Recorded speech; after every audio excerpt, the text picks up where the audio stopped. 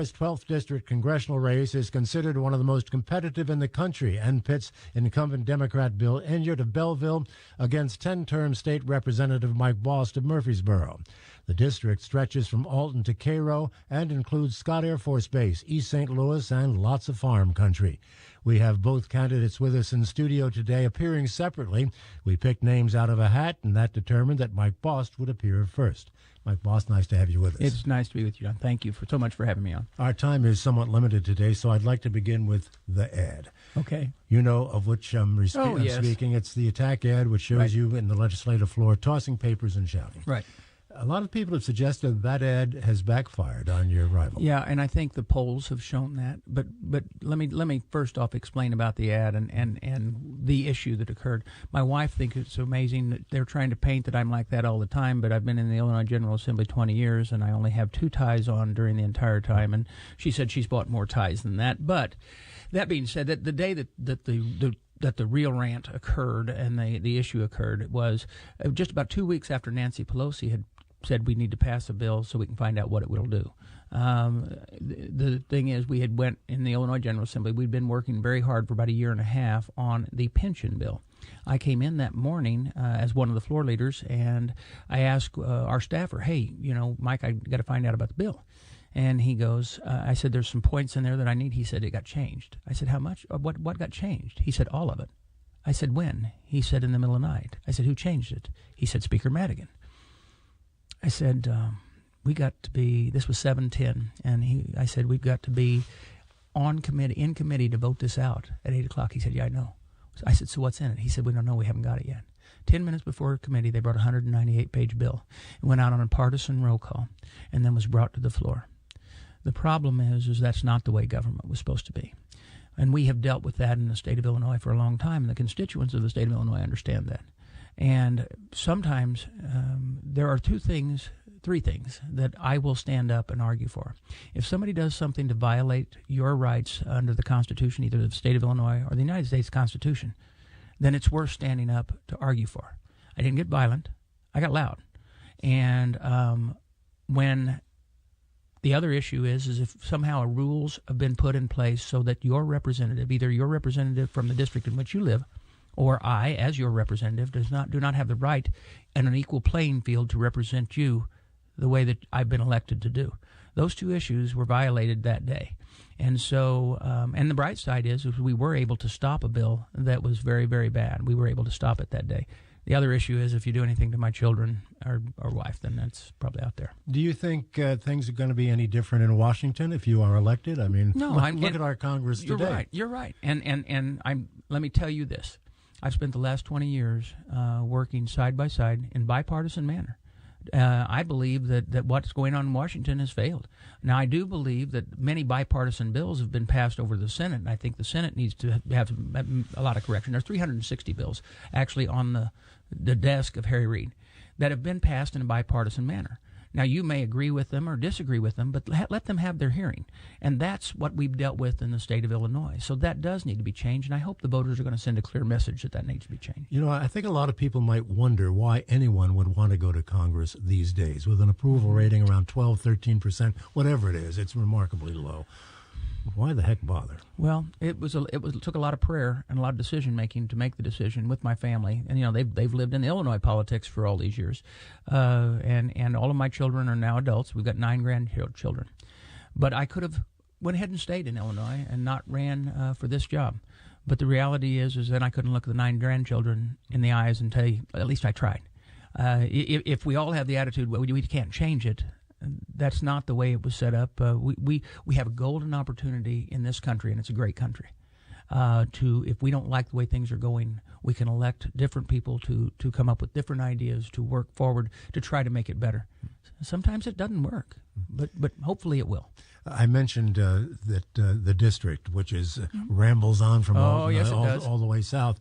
What do you think are the most pressing issues for your district? Jobs. Jobs is probably the most important, and that job occurs by overburdensome regulation, not sensible regulation. There's sensible regulation, but in that district, we've had the coal fields, but the coal, if the EPA passes the rules that they're proposing right now, that thank heaven the courts stopped, if they pass those, 42% of the energy in the state of Illinois comes from coal. And we're going to have brownouts. We're going to have blackouts. We will have loss of jobs. We have to make sure that the EPA regulations and other regulations are not so overburdensome.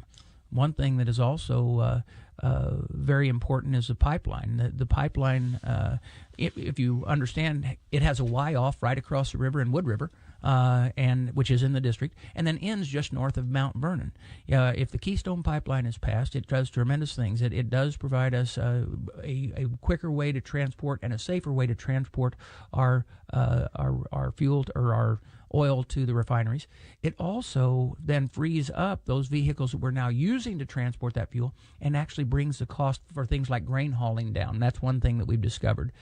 So everything is tied to jobs. The fracking bill that it was passed in the state of Illinois, I believe in that bill. It's one of the best bills in the nation. I worked on it myself, working with a bipartisan manner and across groups that were everything from environmentalists to the business side to come up with a sensible plan. They get that implemented and then not have interference from the federal government, we actually will see job growth, and that's vitally important. You've got a significant poverty pocket in the district East St. Louis. What can be done about that? Well, what I just said. By creating jobs itself, the spin-off jobs and the ability to allow those jobs. Now, let me tell you that the county and the local officials will have to sit and work together with assistance that they might be able to receive from the state and encouragement from the feds. But I think the most important thing is to just put people back to work. If people are working, we can cure so many problems. You know, Mike, I've interviewed a lot of politicians in my day, and every one of them says two things. We want to create jobs and we want better education. Something happens when they actually get elected. Well, they keep talking about it, but not much happens. That's because first off, let me tell you that I never said I will create jobs. Government doesn't create jobs. The entrepreneur, the aggressive business person that sees an opportunity to provide those jobs and grow jobs, and with sensible, and it is government can either stand in the way or get out of the way. And I think that our government, I think one of the best explanations I heard was from another congressman that explained it this way, that after the Second World War, there was a swimmer. He was explaining it to a swimmer, and he said that America was 2 lengths ahead, but they didn't feel like that was fair, so they put a 5-pound weight around them to slow them down so they'd be with the other countries. And then in another form, they put 10 more pounds, and then 15 pounds. And now we got about a 50-pound weight on us, and we can't figure out how come we can't keep up with other countries. We need to remove the weight and allow ourselves to compete on a worldwide market. One of the things that happened after World War II was that the unions thrived and really created a middle class after World War II. Middle class is shrinking now. It's going. Unions are down. Their membership is down around 11 or 12% as well. Sure. And let me tell you this. I'm a union firefighter. I don't know if you understand that. And there is negotiations that occur, and I would never do anything from government. I think that's your right as to organize and to have pre-negotiations and make sure that if you enter into agreement that is honored. But it is and must be the opportunity for these bigger, good-paying jobs, because the thing is, if we do not allow the company and or business to thrive, and as I've said before, overburdening regulation, there aren't any union jobs. There's no jobs. And I think that the unions combined with company can work together and really bring this back. What are some of the overburdening regulations? Let me explain to you. Right now, under the EPA rules, there's a proposal that it's a carbon emissions and the level of carbon emissions, and the concern that even with trading, for instance, in the state of Illinois, to meet those emissions, even though we have all this Illinois coal, only one power plant can burn Illinois coal, and that is the new Prairie State power plant. I'm all for the technology that allows that to occur, but the emissions rules that are being proposed now by the EPA are to a level that there's no way that they can meet any of those regulations. However, the coal is then shipped overseas and burnt in China and India and put into the same atmosphere. Wouldn't it make more sense to burn it in the coal-fired power plants we have here that have clean scrubbers on them? Now, that doesn't mean we stop aggressively going after solar and wind energy and other types of energy like that. But we're only at 6% right now, so we have to make a sensible plan to do that. But that's one regulation. Other regulations that are overburdensome as we worked as far as the oil communities are concerned, as far as arguing as far as clean burn-offs on same thing. It's a question of should we flare or shouldn't we flare? Well, then if you write the rule to flare, but it doesn't make sense, because if you catch the gas is called a dirty gas, and it takes more energy to clean it up than. And these are all legislation that needs to be looked at. You mentioned carbon emissions a moment ago, and have mentioned it. You believe in climate change? You believe the climate is changing as a result of this? I don't know that I do. No. I think that we have to be wise and good stewards. I believe, if you notice, you changed it to the statement is climate change now. Before it was global warming. Now, whatever it is, scientists seem to think something's going on. Some scientists do, some scientists don't. But I think that we have to look at the long-term scale. I want to provide an opportunity to hand things off to our children. But if we're starving our children to death right now, we have to make wise decisions for today about the future. You know, a lot of farmers in your district, and it's very heavily dependent on farmers in agriculture in your district. It's a big part of the economy. A lot of those farmers believe in climate change. I'll call it that again.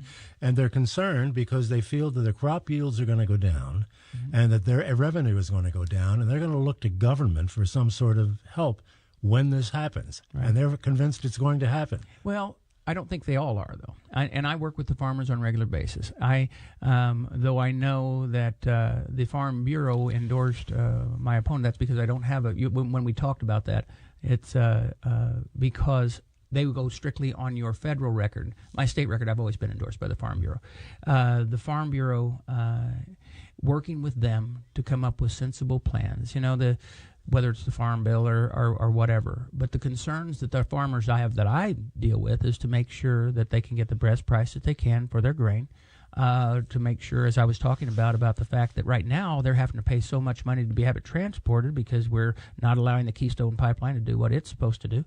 But I've always been able to work with the farmers, but I think their climate change is you know, it's a long-term issue you may have to look at, but for the most part, we've got to look at more from year to year. But if there is a reduction in crop yields, is there a role for government in helping the farmers?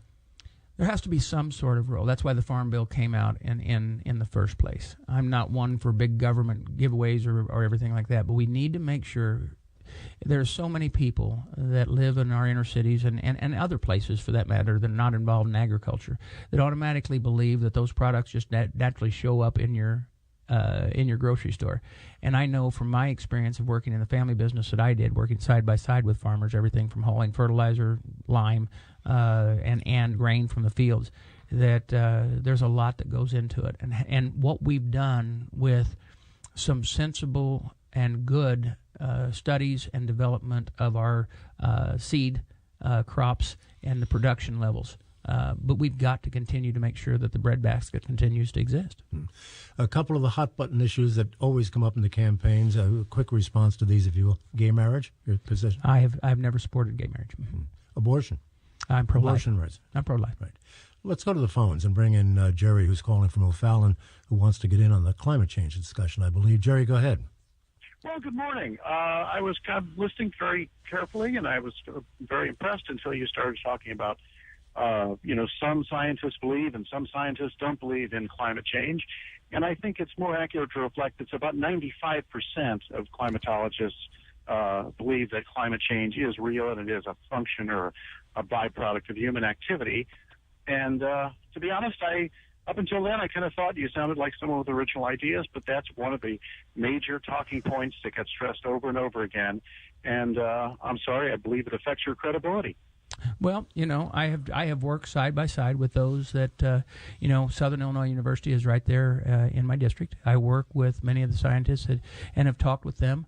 The thing is, based on their theory, do we modify to the point that we lose jobs? If that's the case, I don't think that's a wise way to be a good steward of what we have. Now, that doesn't mean we automatically poo-poo everything and throw it away. I think you should be wise.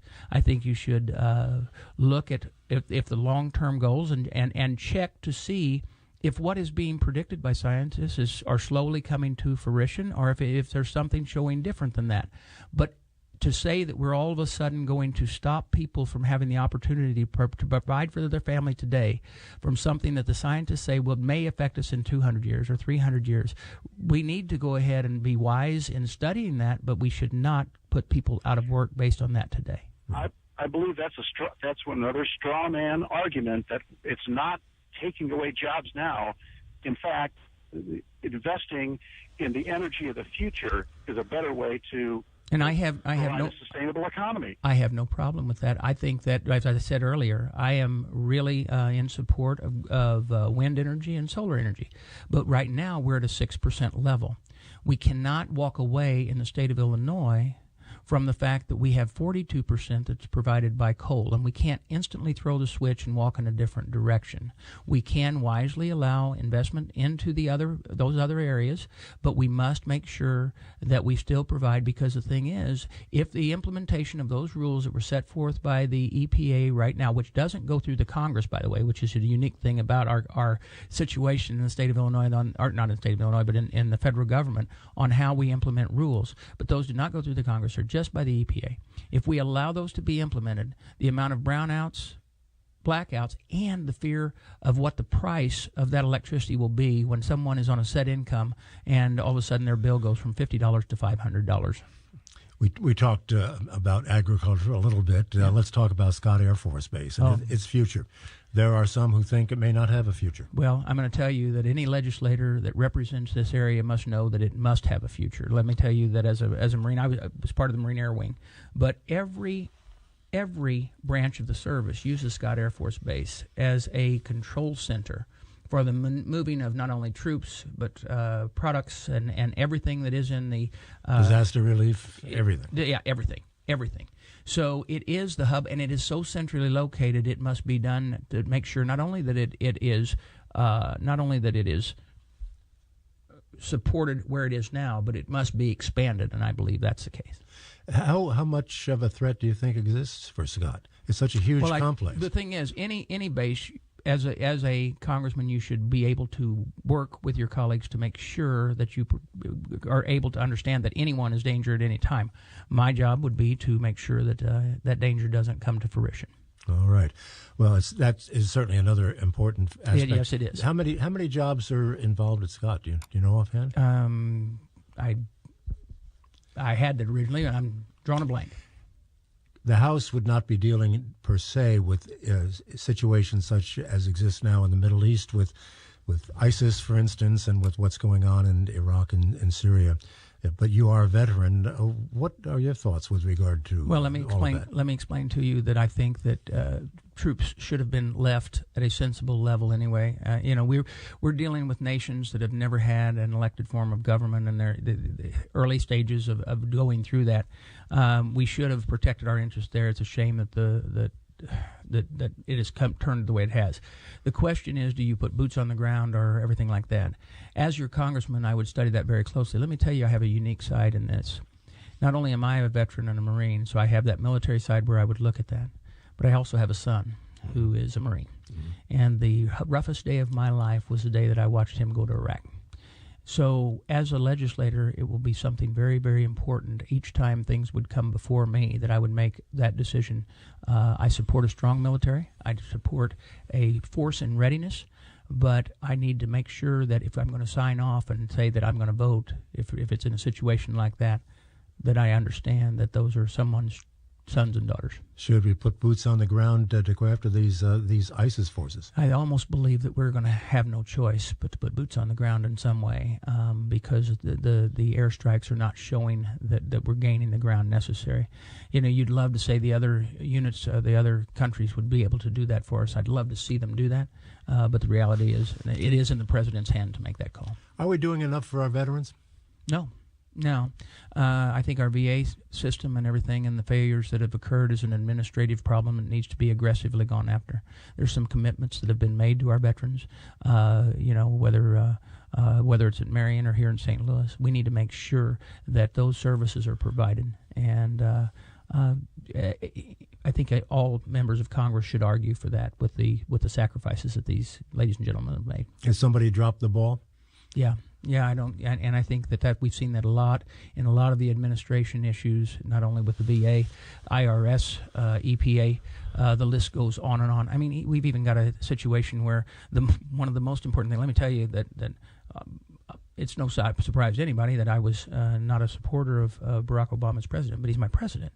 And when your own agency has failed in trying to protect him, and those things show up, that bothers me tremendously. And I think there's an overall problem with the administration right now and their ability to run these agencies to a point to where they're operating efficiently. We only have a minute left. What leads you to believe that the Congress could become more effective if you were part of it? Well, very simple.